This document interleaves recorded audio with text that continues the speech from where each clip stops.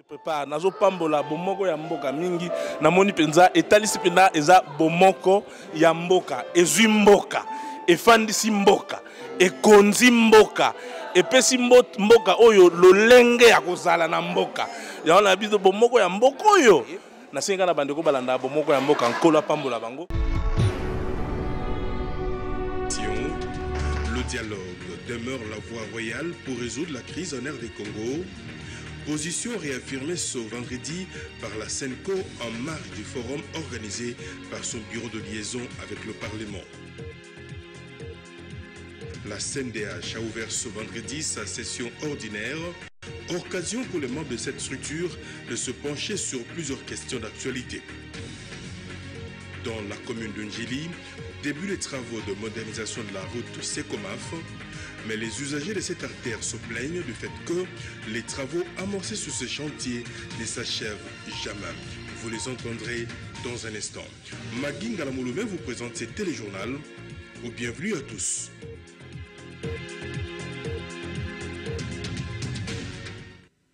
Merci de nous rejoindre sur Congo Web, mesdames et messieurs. Bonsoir. La Commission épiscopale nationale du Congo reste persuadée que le dialogue demeure la voie royale afin de résoudre la crise en République démocratique du Congo. Elle a réaffirmé sa position ce vendredi en mars avec le Parlement. Ces échanges ont connu la participation du président de la CENI, Élisée Outia. Venue du dialogue politique inclusif, la SENCO revient à la charge et réaffirme la nécessité de l'organisation de ces assises. Pour les évêques de la SENCO, le dialogue est une voie royale et pacifique de sortie des crises. Il faut reconnaître que la crise est là. Même si c'est une crise fabriquée, elle est là. Pour les princes de l'Église, cette position ne date pas d'aujourd'hui. Elle a été reconfortée par le récent appel du Saint-Père. Le président de la CENI, présent pour la circonstance, est revenu sur le cadre légal qui gère les élections au pays, les actions entreprises par son institution, mais également des perspectives à venir. Corneille Nangaa va aussi s'apaisantir sur le respect des fondamentaux afin de consolider la culture démocratique au pays. Il n'appartient pas à la CENI de dire qu'il y a telle ou telle autre élection. Pour vous, honorable, l'élection la plus importante, c'est le Parlement l'élection fédération. Mais en tant que CENI, je vous dis qu'il y a d'autres qui pensent le contraire. Certains de vos collègues me disent qu'on nous savons que vous préparez les calendriers. Mais sachez que nous ne partirons pas d'ici si les gens qui sont là depuis 10 ans sont toujours là. Auront lieu à un échange avec les participants parmi lesquels l'on pouvait compter les acteurs politiques de toute tendance, la société civile, mais également des diplomates. Elle ne déroge pas à la règle. La CNDH en session ordinaire depuis ce vendredi. Les membres de ces structures d'appui à la démocratie entendent se pencher plusieurs questions, notamment celles liées au lancement de la campagne des visites dans les prisons, ainsi que promulgation de la loi portant sur les manifestations publiques. Chantal Kabassoa. 6 mois et 19 jours depuis que les 9 commissaires de la Commission nationale des droits de l'homme exercent effectivement. Occasion pour son président national, Mwamba Mushiko Kemwamous, de présenter le bilan de sa gestion.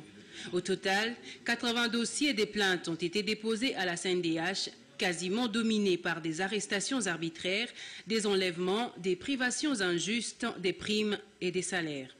À en croire son président, plusieurs dossiers ont trouvé du répondant, d'autres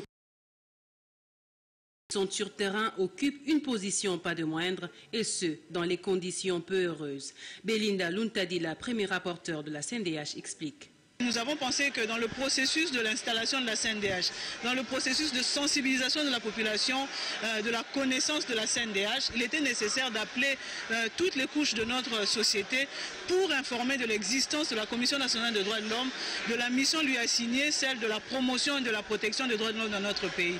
2016, année de tous les enjeux en RDC, la Commission nationale des droits de l'homme s'est vue à la hauteur de sa mission, loin de déclarer un aveu de faiblesse. Elle s'inscrit dans la logique du dialogue politique et inclusif.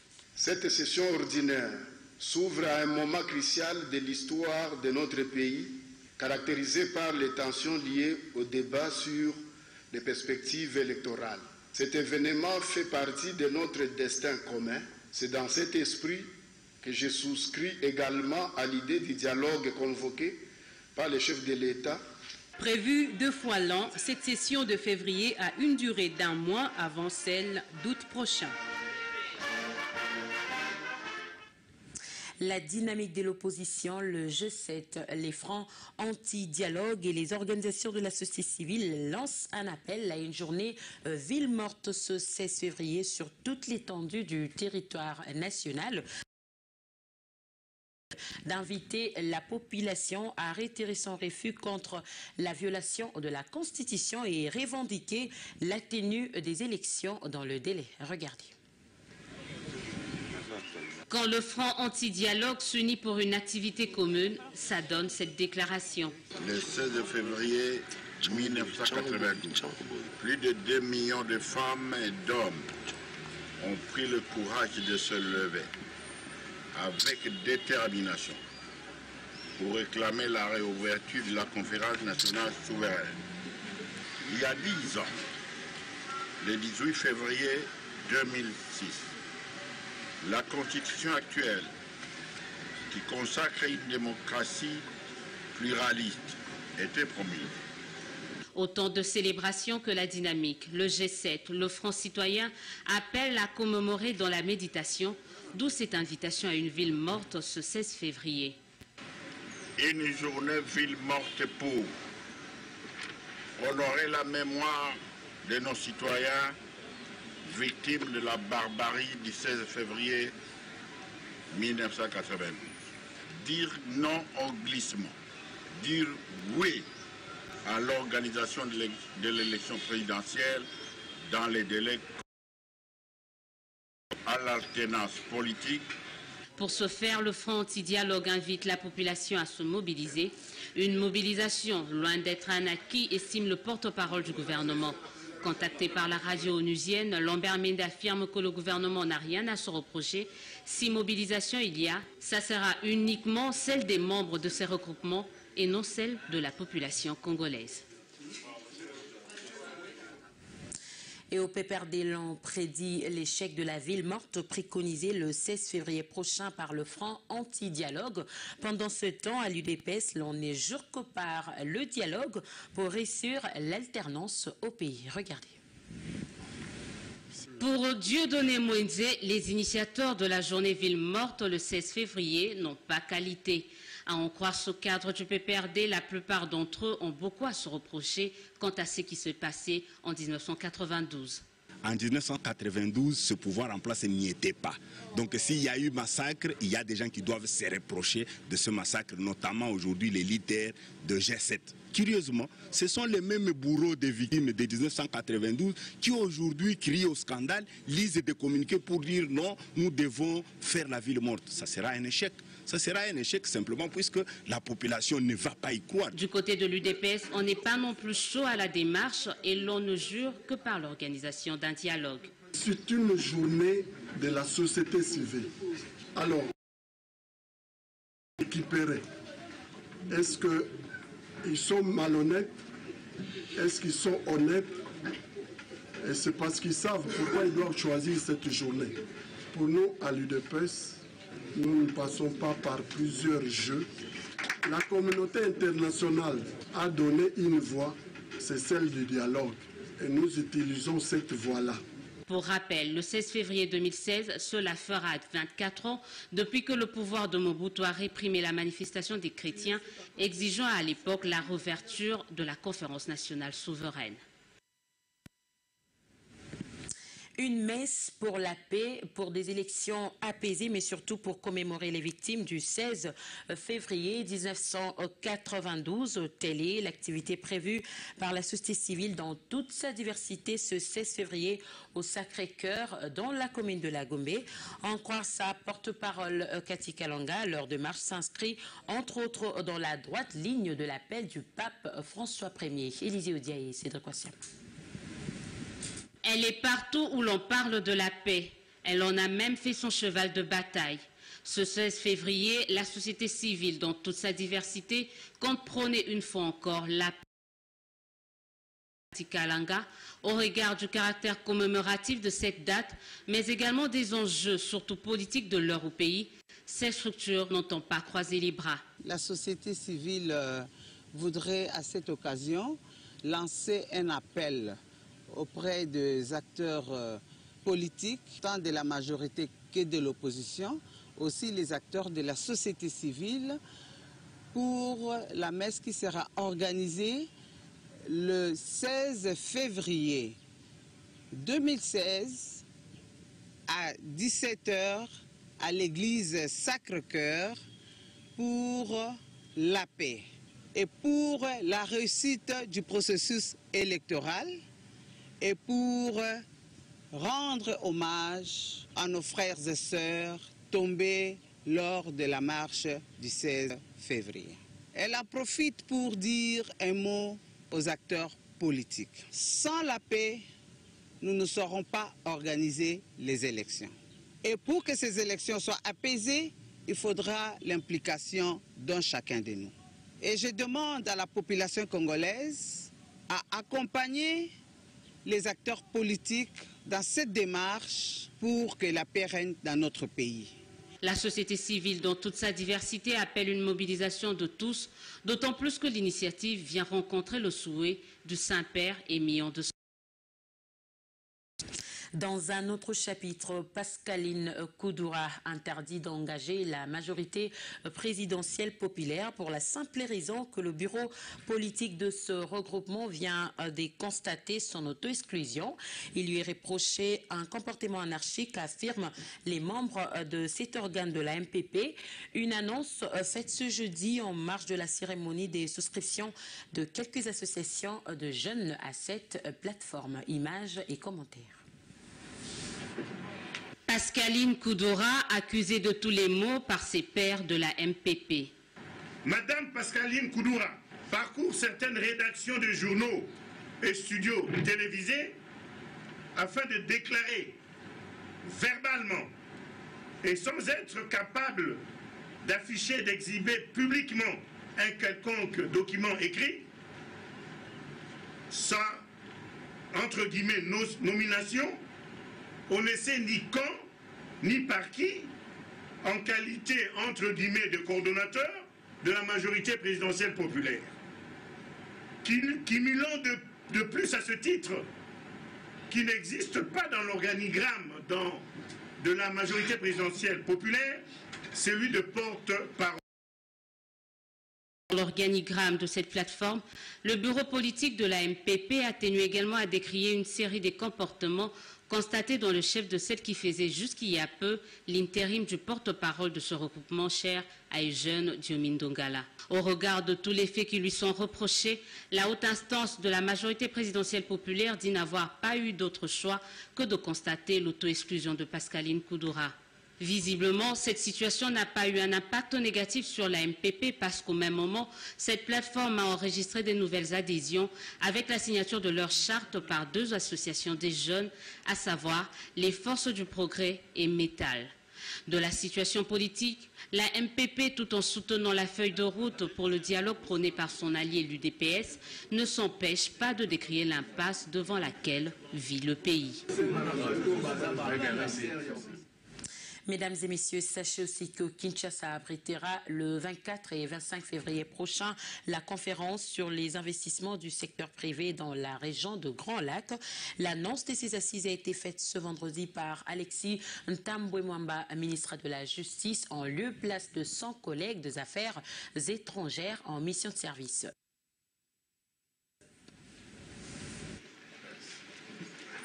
Ambassadeurs, représentants d'entreprises et promoteurs de la conférence sur les investissements du secteur privé dans la région de Grand Lac. Le ministre de la Justice et des Droits humains, Alexis Ntambwe-Mwamba, donne ici les objectifs de ces assises qui se tiendront à Kinshasa.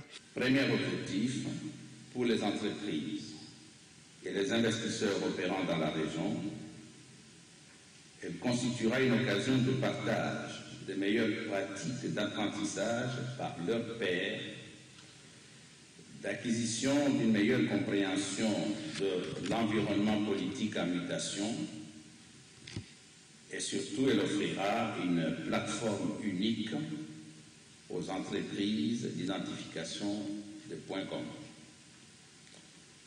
Deuxième objectif, pour les investisseurs potentiels qui ont des intérêts dans la région, la conférence permettra une meilleure compréhension des besoins d'investissement prioritaires et des opportunités d'investissement concrètes.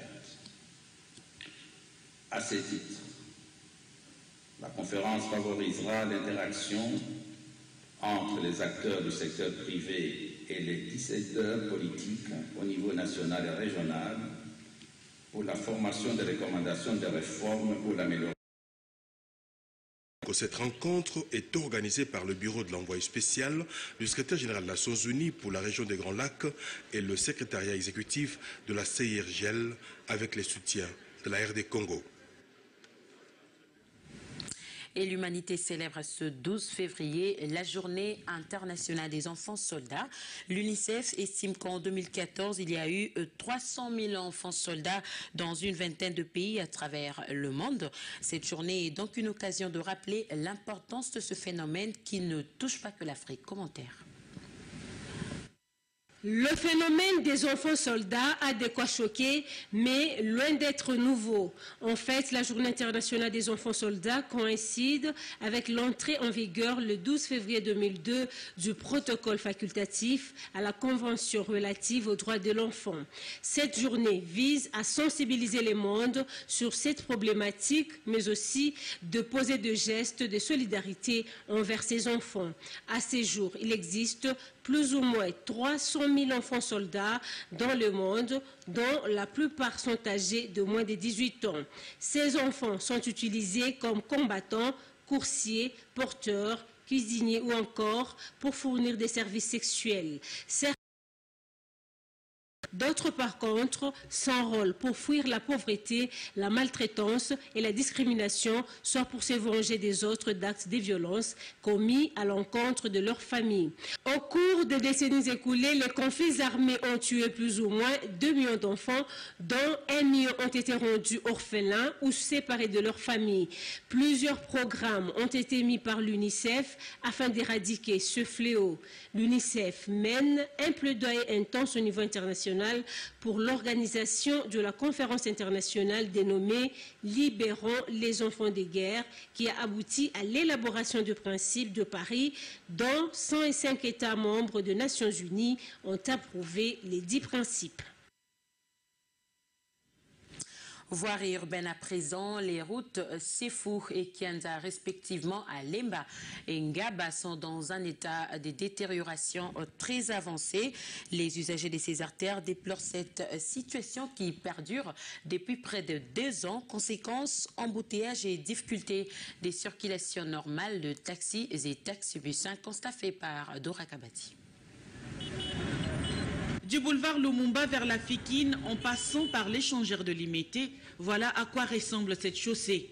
Des nids de poules, des trous béants, occasionnant même la fluidité de la circulation. Pire encore, les conducteurs n'utilisent qu'une seule bande pour le 2 sens, chose que ces derniers déplorent.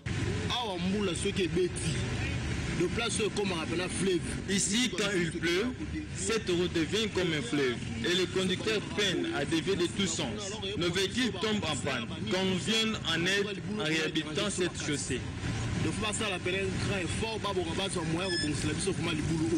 La même situation s'observe sur la chaussée Kianza en débouchant sur l'avenue Bypass. Un autre casse-tête pour les usagers de cette artère.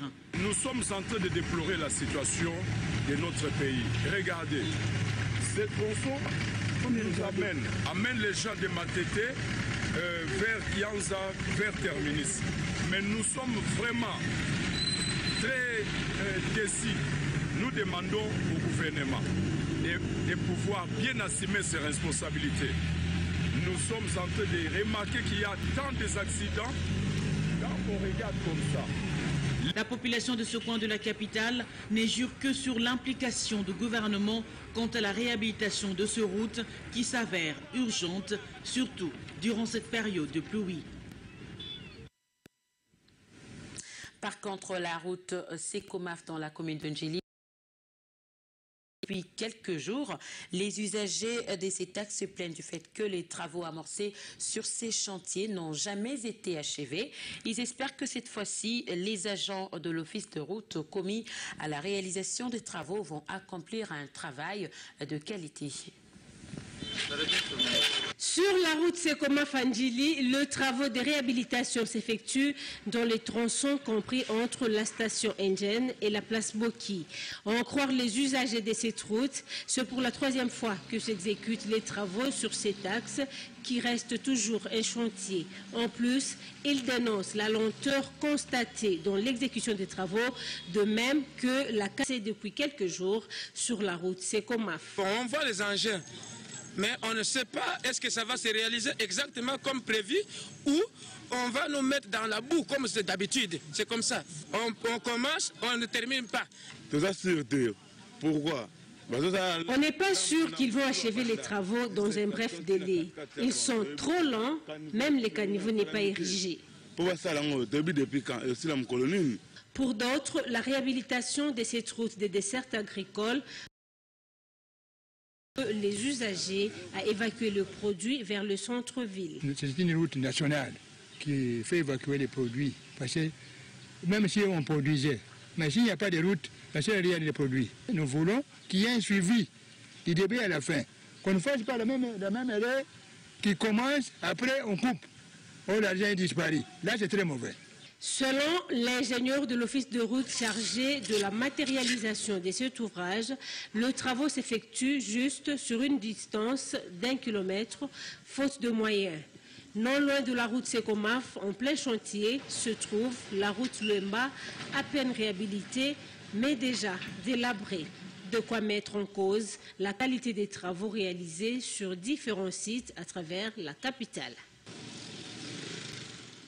Voilà, autre titre d'actualité. Meshak Elia de nouveau honoré ce vendredi par le président de la Ligue des jeunes de la Convention des Congolais Unis. Thierry Moussenepoa remis au meilleur joueur et meilleur buteur du CHAN un diplôme des mérites accompagné d'une enveloppe consistante. C'était en la salle de conférence de l'hôtel Africana Palace. John Lungila et Neige Moussangi. À la demande du président national de la Ligue de jeunes de la encouragement de l'assistance. Les actions de Meshak ont été très décisives pour l'obtention de la coupe de la RDC pour la CHAN. Je vous demanderai donc d'applaudir très fort. Une manière pour Thierry Moussenepo de reconnaître le prouesse réaliste par ces jeunes joueurs des Léopards lors de la 4e édition du CHAN Rwanda 2016. Le président de la Ligue de jeunes de la CCU a par ailleurs encouragé le jeune au travail et sens de sacrifice, ce avant de faire un clin d'œil aux autorités dont l'implication et les soutiens apportés à l'encouragement de la jeunesse ont produit le résultat positif. Il faudrait aussi que les autorités sachent que les jeunes sont prêts à donner le meilleur d'eux-mêmes s'ils sont encadrés, s'ils sont soutenus. Et la preuve est là, la personnification de ce soutien qui donne des résultats est Elia Meshak, qui a réussi, grâce au soutien de tout un peuple et grâce au soutien des autorités de notre pays, à donner cette fierté à la République démocratique du Congo. La remise d'un diplôme de mérite a été l'un des temps forts de cette cérémonie émouvante pour le meilleur joueur du CHAN. Merci d'avoir pour continuer toujours dans mon bon délit et puis pour ça ça peut va gêner le passage au cours de et puis merci à président Thierry. Meshak Elia a eu aussi l'occasion de prononcer une plaidoirie pour l'encadrement de jeunes, responsabilité qui incombe au gouvernement. Prépare nazo pambola bomoko ya mboka mingi namoni penza etalisi penda eza bomoko ya mboka ezwi mboka efandisi mboka ekonzi mboka epesi mboka oyo lolenge ya kozala na mboka yango na biso bomoko ya mboka oyo nasenga na bandeko balanda bomoko ya mboka nkolo apambola bango.